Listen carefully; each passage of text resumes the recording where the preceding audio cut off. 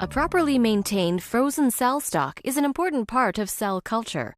It gives you the opportunity to go back to early passage cells or thaw more cells as needed. In preparation for freezing, be sure to label each vial with cell type, passage number, and date using a permanent marker. You will need pre-chilled freezing medium and Mr. Frosty container filled with isopropanol. The general freezing method is the same for suspension and adherent cells, except that adherent cells need to be removed from the culture plates before starting the freezing procedure. First, the conditioned media is aspirated off and discarded. The attached cells are washed with PBS.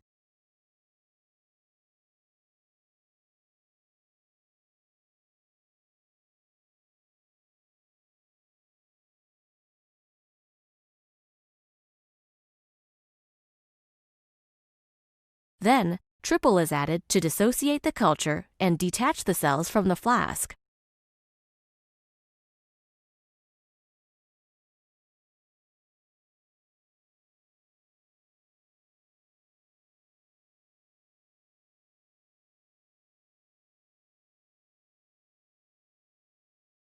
If needed, the flask can be tapped to dislodge and break up cell clumps. Cells from multiple plates should be collected into 1 or 2 15-milliliter centrifuge tubes.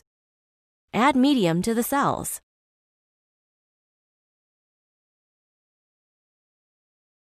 Mix gently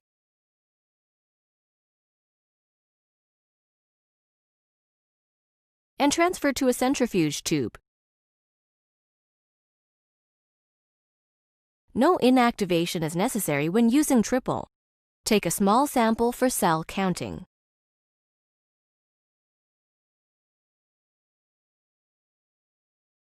Make sure your tubes are balanced in the centrifuge.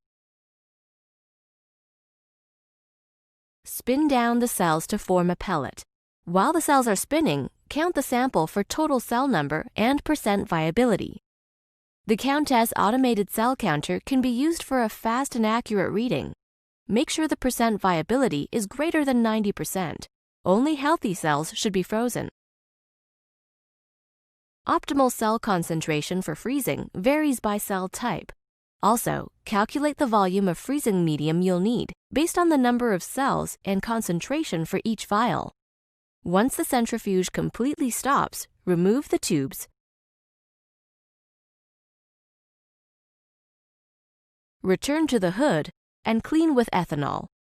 Remove and discard the medium, paying close attention not to disturb the cell pellet. Resuspend the pellet in the correct volume of cold freezing medium for optimal cell density for freezing. Triturate the cells for a single cell suspension. Transfer approximately 1 milliliter of cell solution into each cryovial. If you have a large volume, resuspend the cells frequently so they're homogeneous.